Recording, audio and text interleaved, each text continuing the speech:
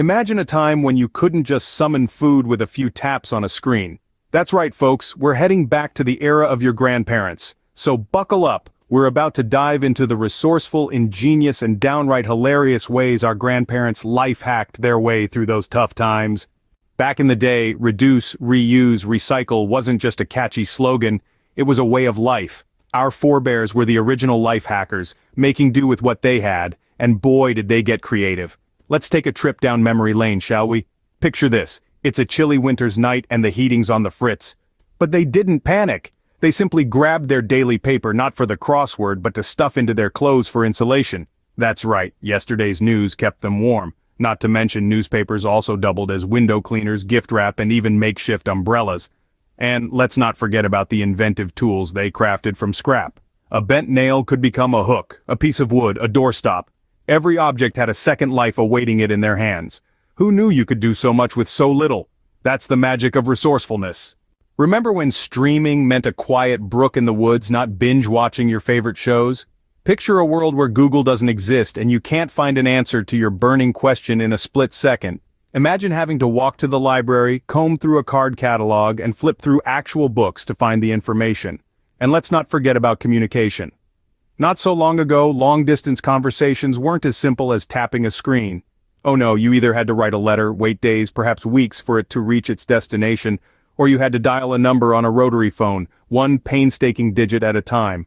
And remember when cutting and pasting involved actual scissors and glue, or when tweeting was something only birds did? Oh, the hilarity of a world without smartphones and the internet. And they say we have it tough now, try memorizing a phone book. Ever tried to woo someone without sliding into their DMs? Our grandparents did it all the time. Picture this, a young man nervously straightening his tie, rehearsing his lines in front of a mirror, before setting off to the lady's house. He knocks, not once, but twice, just like the etiquette book suggests. He hands over a bouquet of flowers, not roses mind you, but carnations. A subtle yet charming choice. No emojis, no text messages, just good old face-to-face conversation. And remember when being on your best behavior was more than just a phrase? It was a way of life. Elbows were never found on the dinner table, and please and thank you were your best friends. The simple act of holding a door open was a sign of good manners, not a viral TikTok challenge.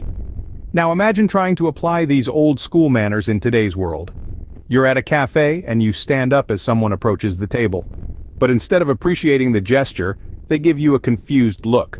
Why are you standing up? Are you leaving? They ask. Or picture this, you're on a date, and you pull out the chair for your companion, but instead of a smile you get a puzzled expression. I can do that myself, you know, they say. These hilarious misunderstandings highlight just how much social norms have evolved over the years.